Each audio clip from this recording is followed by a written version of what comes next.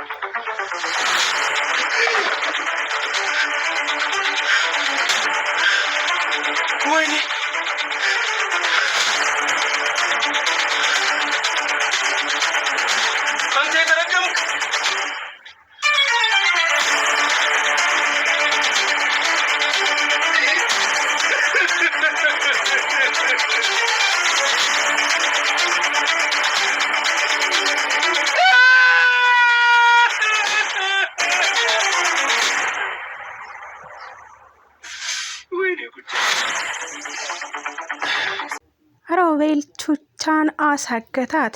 በተጨማሪም ቹቻን እንድለቅልህ ከፈለግህ ሱራፌልን ቤት ውስጥ ገብተህ መርዝ አጠጥተህ ትገለዋለህ በማለት ለሳሚ እጅግ በጣም የሚያስጠላ መደራደሪያ አቀረበለት። ይህንን የተባለው ሳሚ የሚያደርገው መላው ጠፍቶበታል። እንዴት እኔ በእጄ ሰው አጠፋለሁ? እንዴትስ አድርጌ ነው ሱራፌልን የምገለው? እያለ ሳሚ እጅግ በጣም በጭንቀት ተወጥሮና ተጨናንቆ ይገኛል።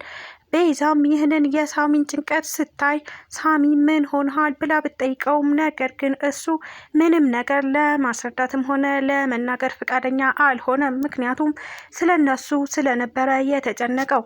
የሉላ እናት በፍጥነት የኩላሊት ንቅለ ተከላ እንዲደረግላት ተባለች።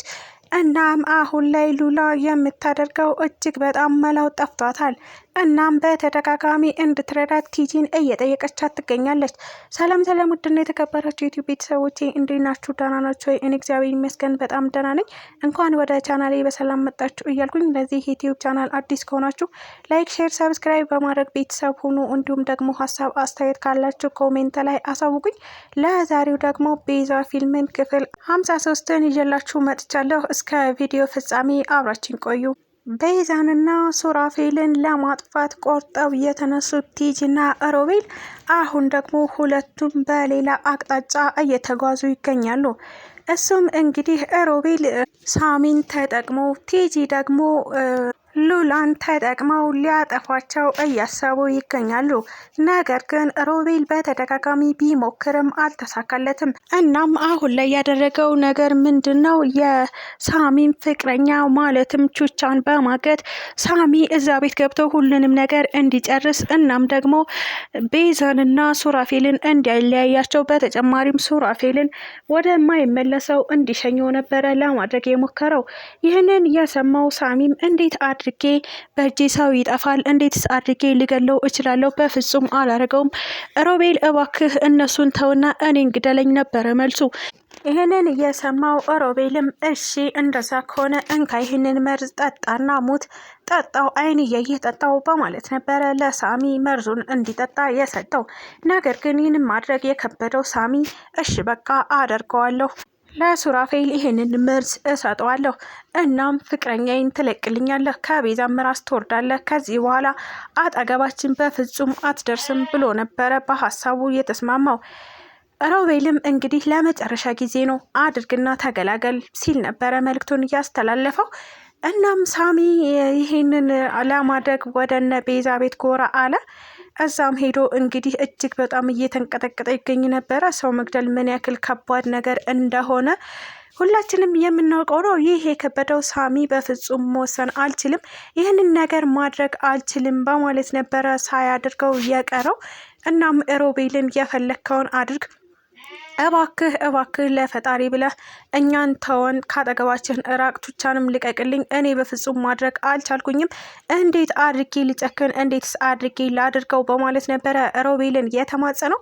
ነገር ግን ነገር ግን ሮቤል ምንም ነገር ለመስማት ፍቃደኛ አይደለም። በሌላ በኩል ደግሞ ቲጂ ናት። ቲጂም እንግዲህ በተደጋጋሚ ሉላን የነ ቤዛ ቤት እንድትገባ ለማድረግ እየሞከረች ትገኛለች። አሁን ላይ ደግሞ ሌላ ታሪክ ተፈጥሮባታል። እሱም ምንድነው የሉላ አክስት የኩላሊት በሽተኛ ሆና ተገኝታለች። እናም ኩላሊቷ መቀየር እንዳለበት እና ደግሞ በየጊዜው ዲያሊሲስ እንደሚያስፈልጋት ተነግሯታል። ይህንን ነገር ለማሳካት ደግሞ ይህ ሁላ መንገድ ማለፍ አለባት።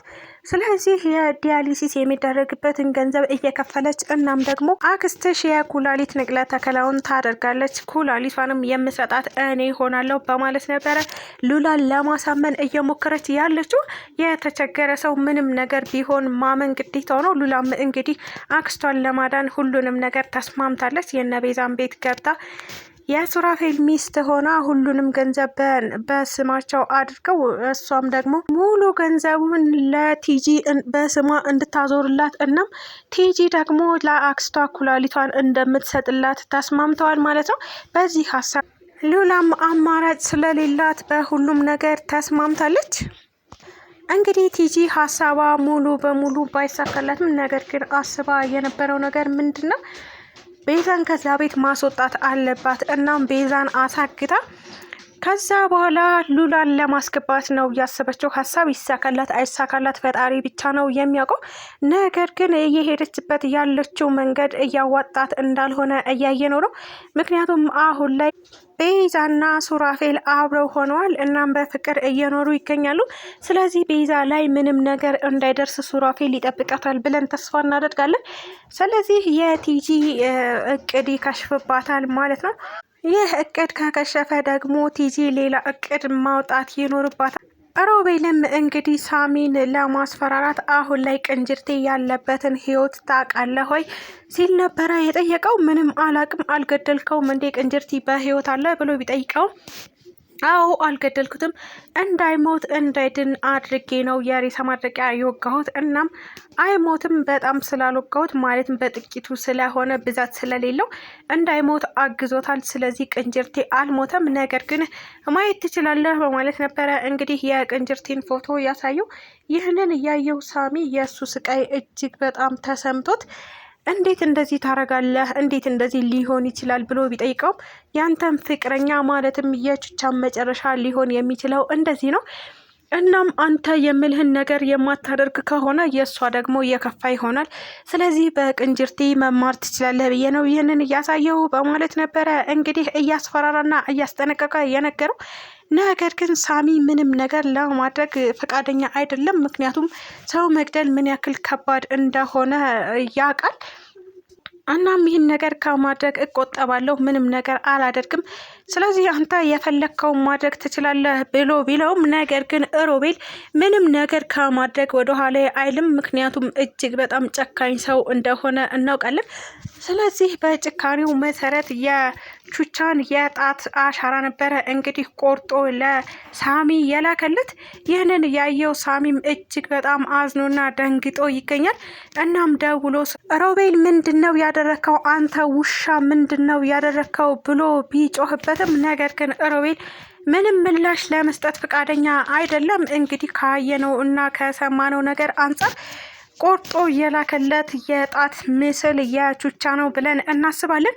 ይህንን ያየው ሳሚ እንግዲህ በቀጣይ በሀሳቡ ተስማምቶ የምርም ሱራፌልን እየገለ ይሆን ወይስ ደግሞ እንደፈለገ ያድርጋት?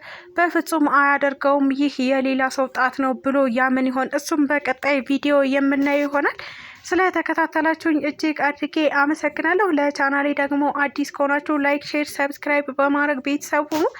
እንዲሁም ደግሞ ሀሳብ አስተያየት ካላችሁ ኮሜንት ላይ አሳውቁኝ። ኢትዮጵያ ለዘላለም ትኑር እያልኩ ሰነበታችኋለሁ።